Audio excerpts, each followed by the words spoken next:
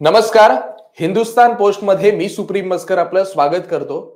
विधानसभा निवडणुकीचे निकाल लागले आणि या निकालामध्ये महायुतीला महाप्रचंड असा विजय मिळाला.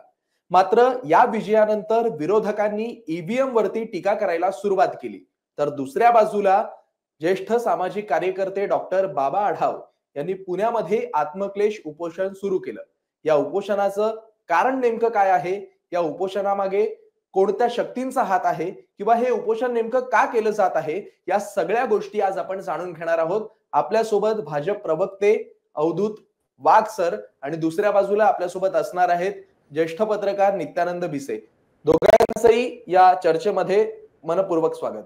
धन्यवाद. धन्यवाद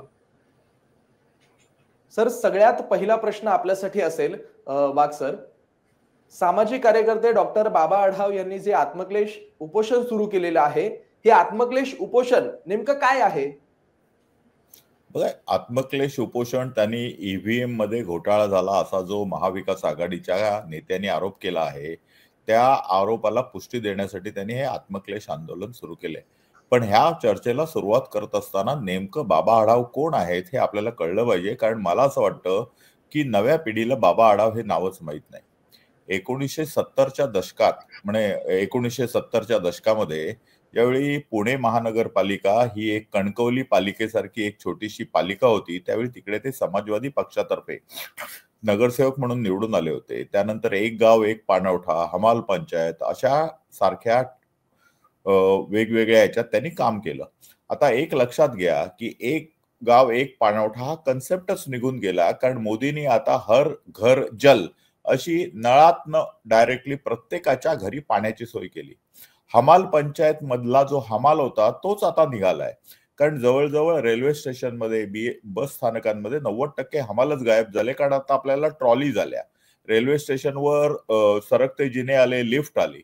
त्यामुळे ज्या कालबाह्य गोष्टी होत्या त्या कालबाह्य गोष्टींचे जनक किंवा त्यांच्यावर काम करणारे हे बाबा आढाव. आणि आता हे बाबा आढाव 1970 पासून काम करतात. वय वर्ष 95 आहे. गेली 30 वर्ष कुठचंही एखादं मोठं आंदोलन करताना ते आमच्या तरी नजरेमध्ये आले नाहीयेत. हे अचानक कसे काय आले? तर माझ्या मताप्रमाणे महाविकास आघाडीने एक नवा अण्णा हजारे जन्माला घातलाय. आता त्यांचं टायमिंग बघा. टायमिंग असं आहे की महाविकास आघाडी पूर्णपणे परास्त झालेली आहे आणि ह्या परास्त झाल्यानंतर ते ईव्हीएम वर सगळं खापर ओढू शकतात, पाडतात आहेत. अशा वेळी त्यांना कोणतरी एक थर्ड पार्टी हवा आहे, ते बाबा आढावच्या रूपाने त्यांनी समोर केलं. आता ह्याच्या मागचं संपूर्ण ज्याला आपण नाटक करत असताना रंगमंच म्हणतो, तो रंगमंच किंवा नेपथ्य बघा कसं काय आहे. तर 95 वर्षाचे बाबा आढाव म्हणजे सिनियर, कोण विरोधी बोलू शकत नाही. त्याच्यानंतर समाजवादी पार्श्वभूमी, त्याच्यानंतर शाहू फुले आंबेडकर या लाईनवर जाणारी फुले वाड्याच्या समोर केलेली त्यांचं आत्मक्लेश आंदोलन, त्याच्यानंतर शरद पवारांनी तिसऱ्याच दिवशी त्यांच्या उपोषणाला जाणं, उद्धव ठाकरे आतापर्यंत बाहेर पडले नाहीत हारल्यानंतर.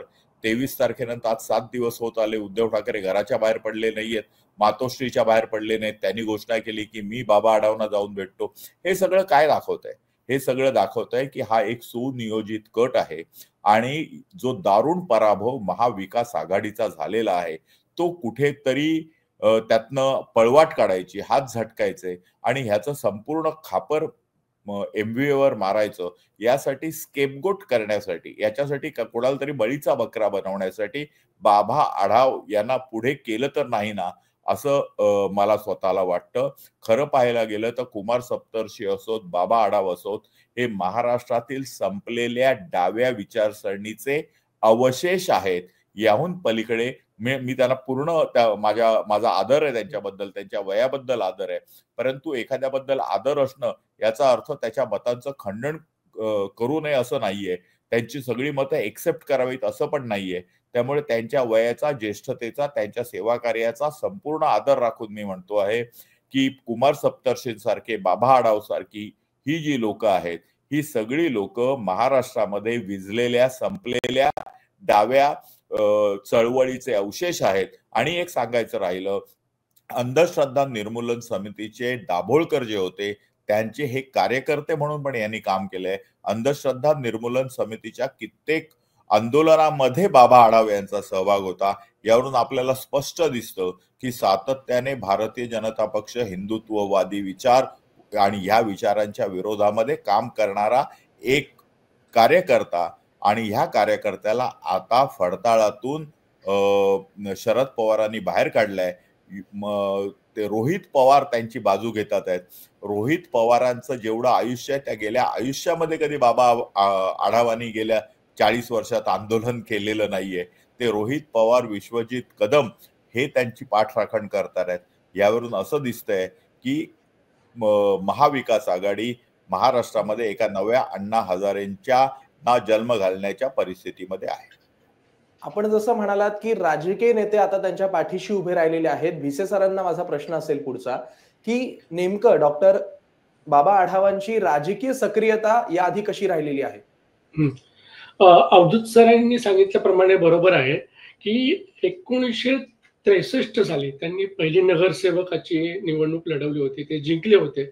त्याच्यानंतर 1968 साली पुन्हा एकदा त्यांनी नगरसेवक पदाची निवडणूक लढली होती, ती पण जिंकली होती.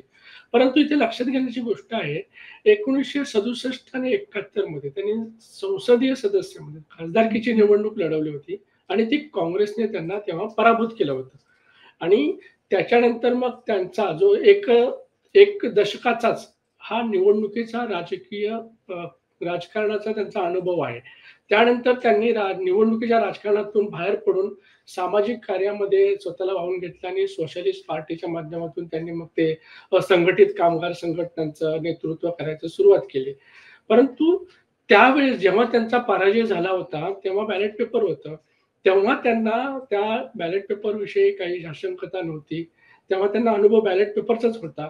पण त्याच्यानंतरच्या काळामध्ये ईव्हीएमचा कुठलाही अनुभव त्यांना माहित नाही. ईव्हीएमच्या निवडणुकीच्या संदर्भातला कुठलाही ज्ञान किंवा त्या विषयीचं तत्वज्ञान त्यांना कल्पना नाही.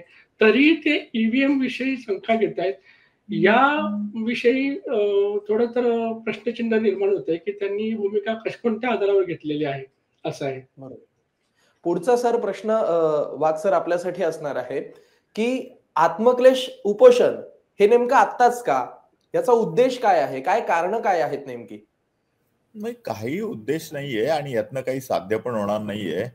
हे जर ईव्हीएम जर जे बनतं तेच भारत इलेक्ट्रॉनिक्स किंवा इलेक्ट्रॉनिक कॉर्पोरेशन ऑफ इंडिया यासारख्या सरकारी कंपन्यांमध्ये बनतं आणि जवळजवळ 22 देशांमध्ये आपण ते एक्सपोर्ट करतो. म्हणजे नेपाळ असो, श्रीलंका असो, अनेक देश भारतामध्ये तयार झालेल्या ईव्हीएम वर इलेक्शन्स घेतात आहेत. ही वस्तुस्थिती आणि इतर कुठच्याही देशाने किंवा कुठच्याही देशातील विरोधी पक्षाने याबद्दल ऑब्जेक्शन घेतलेलं नाहीये. आणि सातत्याने सुप्रीम कोर्टाच्या देखरेखीखाली वेगवेगळ्या ज्या याचिका गेल्या त्या याचिकांवर साधक-बाधक विचार करून सुप्रीम कोर्टाने सुचवलेल्या मार्गदर्शक प्रणालीप्रमाणे ईव्हीएम मध्ये वारंवार बदल करण्यात आलेले आहेत. आता बघा, अनेक गोष्टी होतात की लोकसभेमध्ये आम्ही जिंकलो, 3 महिन्यात असं काय झालं की अचानक महायुती निवडून आली. तर राजस्थानमध्ये काय झालं, राजस्थान आणि मध्य प्रदेशमध्ये जर तुम्ही पाहिलं तर दोन्ही वेळा प्रचंड बहुमताने भारतीय जनता पक्षाचा पराभव झाला आणि त्यानंतर 6 महिन्यानंतर झालेल्या लोकसभेमध्ये आम्ही प्रचंड बहुमताने निवडून आलो. जर तुम्ही पाहिलं दिल्लीमध्ये, तर दिल्लीमध्ये 7च्या 7 जागा भारतीय जनता पक्ष लोकसभेच्या जिंकतो आणि त्यानंतर विधानसभेमध्ये 70 पैकी 67 जागा या आम आदमी पार्टीच्या निवडून येतात. तिथे आम्ही कधी ईव्हीएम बद्दल बोललो नाही. कर्नाटका असू देत किंवा आत्ताच नुकत्याच झालेल्या झारखंडच्या निवडणुकीमध्ये सुद्धा आमचा पराभव झाला. आम्ही कधी ईव्हीएम बद्दल बोललो नाही. आणि 2011 साली ज्यावेळी सर्व पक्षांनी ईव्हीएम बद्दल संशय व्यक्त केला होता त्यावेळी सुप्रीम कोर्टाने सांगितलं होतं आणि निवडणूक आयोगाने सांगितलं होतं की कुणीही यावं, ईव्हीएमची सगळी ही करावी, काय म्हणतात त्याला, तपासणी करावी आणि त्याच्यामध्ये जर काही दोष असेल तर तुम्ही प्रूफ करावं. परंतु दुर्दैवाने प्रूफ करणं तर गोष्ट वेगळी, एकही राजकीय पक्ष त्यांनी साधं ऍप्लिकेशन पण केलं नाही, पुढे येण्याचा प्रयत्न पण केला नाही. त्यामुळे मला असं वाटतं की हे जे राजकीय पक्ष आज ईव्हीएमच्या नावाने बोंबाबोंब करतात आहेत ते फक्त काय म्हणतात त्याला, एखादा मनुष्य मेल्यानंतर ज्याला जी रडारड चालू असते तशी आहे. त्यांच्या हातातील सत्ता मेली आहे. त्याच्यामुळे सत्ता मेल्यानंतर त्यांचं जे काही रडारड आहे याच्या पलीकडे याला काय फारशी किंमत देण्याचं कारण आहे असं मला वाटत नाही. बाबा आढावांनी ईव्हीएम वरती जो जी टीका केली त्या दरम्यान त्यांनी असंही म्हटलं की पैशाच्या जोरावरती ही निवडणूक जिंकली गेली आहे. याला आपण कसं उत्तर द्याल? नाही, त्यांनी प्रूव्ह केलं पाहिजे. कोण काही बोलू शकतो हो. पैशा म्हणजे मी असं म्हणतो की 1952 सालापासून 1977 सालापर्यंत सलग काँग्रेस जी निवडून आली होती ती पण पैशाच्या जीवावरच निवडून आली होती का?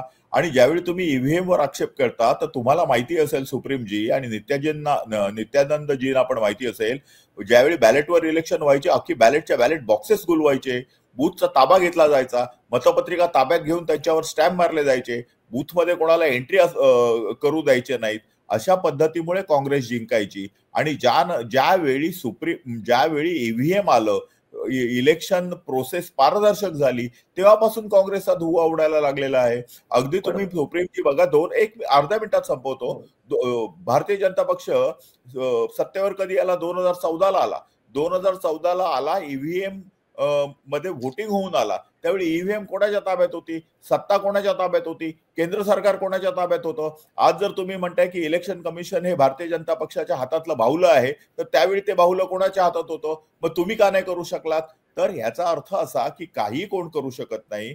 या देशामध्ये निवडणूक आयोग असो, न्यायालय असोत, पोलीस यंत्रणा असोत, सीबीआय असोत, हे सगळे स्वतंत्र आहेत आणि प्रत्येक आपापलं कर्तव्य बजावत असतो. ज्यावेळी आपण अशा संस्थांवर प्रश्नचिन्ह उपस्थित करतो त्यावेळी आपण देशाच्या सार्वभौमत्वावर प्रश्नचिन्ह उपस्थित करतो. आणि दुर्दैवाची गोष्ट म्हणजे बाबा आढाव सारख्या नेत्यांनी, लोकांनी आता जनतेने आता रस्त्यावर यावं लागेल अशा प्रकारचं विधान करणं हे नक्षलवादी विचारसरणीचं द्योतक आहे, हे माओवादी विचारसरणीचं द्योतक आहे, हे देशामध्ये अराजकता फैलवण्याचं द्योतक आहे. मी याचा तीव्र शब्दात निषेध करतो. पण सर, दुसऱ्या बाजूला शरद पवारही सुद्धा म्हणालेत की ईव्हीएम हॅक करता येऊ शकतं, असं आमच्या निदर्शनात आलं होतं, मात्र आम्ही त्याकडे दुर्लक्ष केलं. याकडे कसं बघता आपण? त्यावेळी शरद पवारांनी तिकडे दुर्लक्ष केलं, आता जनतेने शरद पवारांकडे दुर्लक्ष केलंय हो. त्यामुळे Sharad Pawar is a spent force. Sharad Pawar, ज्या माणसाला आपले 10 आमदारही निवडून आणता आले नाहीत आणि आदरणीय देवेंद्रजी फडणवीस यांना पंतपासून, त्यांच्या जातीपासून, त्यांच्या पगडीपासून शरद पवारांनी त्यांना हिणवलं. त्यांनी शरद पवारांच्या 14 पट जास्त, 13 पट जास्त आमदार निवडून आणलेले आहेत. त्यामुळे शरद पवार आता जे आपण म्हणतो जाणते राजे यांच्यासारखं वस्तादाचा डाव वगैरे काही उरलेलं नाहीये.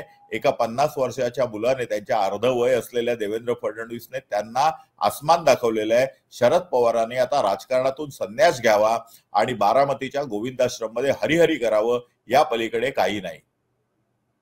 भिसे सर, पुढचा प्रश्न आपल्यासाठी आहे की नेमके हे सामाजिक कार्यकर्ते राजकीय आंदोलनांमध्ये कधीपासून सक्रिय झाले? हा ट्रेंड नेमका कधी आला? या सगळ्या मागची कारणं काय आहेत?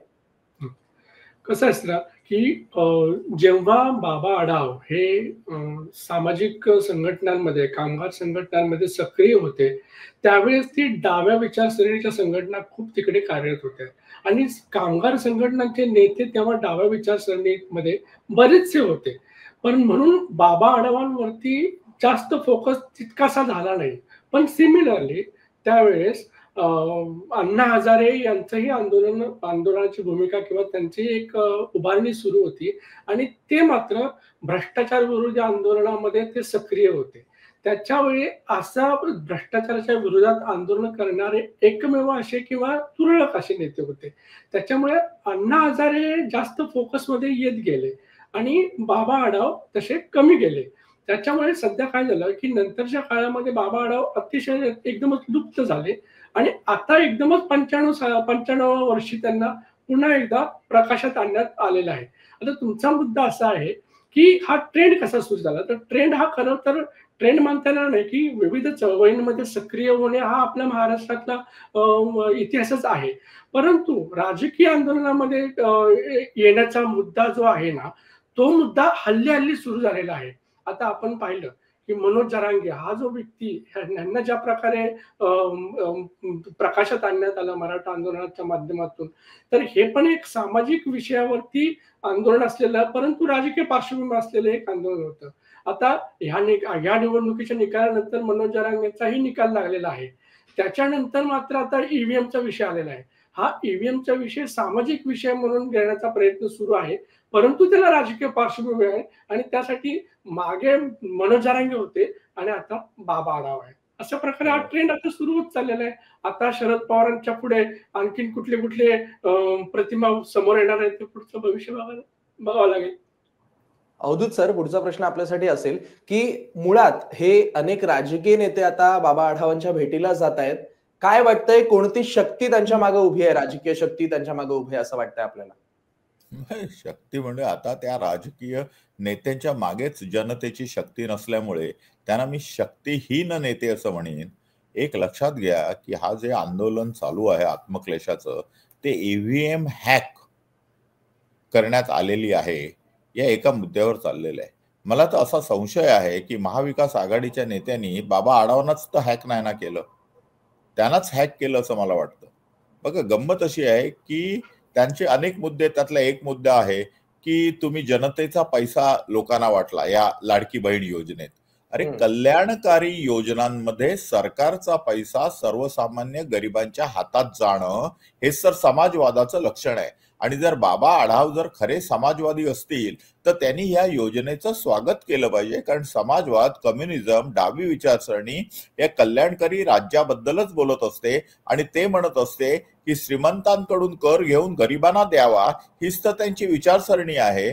आणि जर अशा विचारसरणीला जर आम्ही लोकांना, गरिबांना, महिलांना 1,500 रुपये महिन्याला दिले तर यांच्या पोटात दुखायचं कारण काय? मुद्दा नंबर 1. मुद्दा नंबर 2 की ह्याच्या आधी अशा नव्हत्या का? संजय गांधी निराधार योजना असू देत किंवा आपण रेशन कार्ड मध्ये लोकांना 100 रुपये 200 रुपयाचं रेशन फुकट देणं असू देत, किंवा एखाद्या मृत्युमुखी पडलेल्या माणसाला 5 लाख 10 लाख रुपये मदत असू देत, किंवा आपण महात्मा फुले जनसुरक्षा औषधोपचार योजना असू देत, आणि अशा अनेक योजना आहेत. ह्या सर्व योजना आता एसटी मधनं जाताना आपण 50% महिलांना कन्सेशन देतो. या सगळ्या योजना ह्या कल्याणकारी योजनांचा भाग आहे. आणि जर आपण डायरेक्ट टू बेनिफिशियरी, पूर्वी कन्सेप्ट होती की आपण काहीतरी कोणाला तरी दिवाळीला 1 किलो, तुम्हाला आठवत नसेल, कदाचित तुमचा जन्म पण झाला नसेल, 1977 साली ज्यावेळी इमर्जन्सी संपली त्यावेळी जनता मिठाई नावाचा कन्सेप्ट आला होता आणि त्यावेळी 10 रुपये किलोने मिठाई वाटली होती सरकारने, आणि कुठच्याही दुकानामध्ये त्यावेळी 10 रुपये किलोने मिठाई मिळायची. हा पण एक कल्याणकारी योजनांचा भाग असतो. आणि जर बाबा आढाव सारख्या 95 वर्षाच्या वयोवृद्ध माणसाला समाजवादामधला हा मूलभूत सिद्धांत कळत नसेल तर मला असं वाटतं की त्यांची समाजवादी विचारसरणी सुद्धा तकलादू होती. आणि म्हणून मी म्हणतो की बाबा आढावांना हॅक करण्यात आलेला आहे. दुसरा मुद्दा असा की बाबा आढाव आता जागे झाले, पण कर्नाटकामध्ये त्या सरकारने ज्या वेगवेगळ्या योजना आणल्या होत्या त्याला बाबा आढावांनी का नाही विरोध केला? आज राहुल गांधींनी या विधानसभेच्या इलेक्शनच्या आधी महिलांना आम्ही 1,500 नाही तर 3,000 देऊ अशी घोषणा केली होती. प्रत्येक कुटुंबाला आम्ही वर्षाला 1 लाख देऊ अशी, काय 1 लाख काय 3 लाख देऊ अशी घोषणा केली होती. त्या घोषणेला बाबा आढावांनी का नाही विरोध केला? की अशा प्रकारे घोषणा देणं म्हणजे सरकारी तिजोरीतून लोकांना पैसे देणं हा गुन्हा आहे, चूक आहे, हे का नाही बोलले? तर त्याच्यामुळे वैचारिक कन्फ्युजन बाबा आढावांचं झालेलं आहे. वयोमानाप्रमाणे तसं होणं स्वाभाविक पण आहे. आणि ह्याचा सगळ्यांचा फायदा महाविकास आघाडीने घेतलेला आहे. त्याच्यामुळे म्हणून मी म्हणतो की बाबा आढावांना हॅक करण्यात आलेला आहे आणि त्यांच्या वयाचा आणि ज्येष्ठत्वाचा फायदा आपलं अपयश झाकण्यासाठी हे महाविकास आघाडीची लोक करत आहेत. पण आता या आंदोलनामुळे, उपोषणामुळे महाराष्ट्रात काही वातावरण बदलेल का? काय वाटतंय? हा माझा एक शेवटचा आणि महत्त्वाचा प्रश्न आहे. इलेक्शन नाहीये आणि तुम्ही वातावरण चेंज होतं. गेली 1.5 महिना इकडे फिरून वातावरण चेंज झालं नाहीये. मनोज जरांगे आंदोलनाच्या मागे आंदोलन केलं. मनोज जरांगेनी असे शब्द वापरले, अरे तुरेमध्ये आदरणीय देवेंद्रजींबद्दल बोलले, त्यांची जात काढली आणि तू समशील असं बोलले, तरी काही फरक पडला नाही. उद्धव ठाकरेंनी एकतर तू तरी राहशील किंवा मी तरी राहीन अशी निर्वाणीची भाषा आदरणीय देवेंद्रजींच्या बाबत बोलली, तरीही 133 आमदार निवडून आले आमचे. 57 शिवसेनेचे आले, 41 राष्ट्रवादी काँग्रेस पक्षाचे आले, महायुतीचे 230हून जास्त उमेदवार निवडून आले. आता ज्यावेळी होळी संपते, रंगपंचमी, धुळवड सुरू होते, त्यावेळी एकमेकांच्या अंगावर धूळ फेकायचा कार्यक्रम आपापसात चालू होतो. हा धूळ फेकायचा कार्यक्रम आहे आणि कालच्या होळीमध्ये त्यांच्या सर्व आशा आकांक्षा नष्ट झालेल्या आहेत, जळून खाक झालेल्या आहेत. त्याच्यामुळे ही धुळवड खेळणं चालू आहे आणि होळीला जसा शिमगा म्हणजे एकमेकांना शिव्या घालण्याचा कार्यक्रम आमच्या कोकणामध्ये चालू असतो, हा एक संस्कृतीचा भाग आहे. तशा प्रकारे एकमेकांच्या शिव्या घालायच्या, एकमेकांवर धूळ उडवायची, हा त्यांचा कार्यक्रम आता जोमात चालणार आहे. हा काही दिवस, 10 दिवस, 15 दिवस चालू द्या. लोकांनी त्यांना विरोधी पक्षनेता म्हणून काम करायची संधी पण ठेवलेली नाहीये. पण विरोधी पक्ष नेता जरी नसला तरी विरोधी पक्षात राहून पुढच्या 5 वर्षासाठी त्यांनी अशाच प्रकारचे काम करावे. त्यांनी वेगवेगळे बाबा आढाव निर्माण करावेत, वेगवेगळ्या ठिकाणी आंदोलनं घ्यावीत. हीच माझी त्यांना सदिच्छा आहे. लोकांनी आम्हाला 5 वर्ष सरकार, लोकांसाठी कल्याणकारी सरकार चालवण्याचे आदेश दिलेले आहेत. ते आदेश शिरोधार्य मानून आम्ही 12 कोटी मराठी माणसांच्या सुखासाठी, स्थैर्यासाठी, त्यांच्या चांगल्या भवितव्यासाठी काम करू. धन्यवाद सर, धन्यवाद. आपण या चर्चेमध्ये सहभागी झालात. भिसे सर, आपलेही खूप खूप धन्यवाद. एकंदरीत डॉक्टर बाबा आढाव यांचं आत्मक्लेश उपोषण काय आहे, हे उपोषण सुरू होण्यामागचं कारण काय आहे, या सर्व गोष्टी या चर्चेतून उघड झालेल्या आहेत. तरी हिंदुस्थान पोस्टचे पुढचे व्हिडिओ पाहायला विसरू नका. युट्यूब चॅनल सबस्क्राईब करा, लाईक करा, कमेंट करा. धन्यवाद.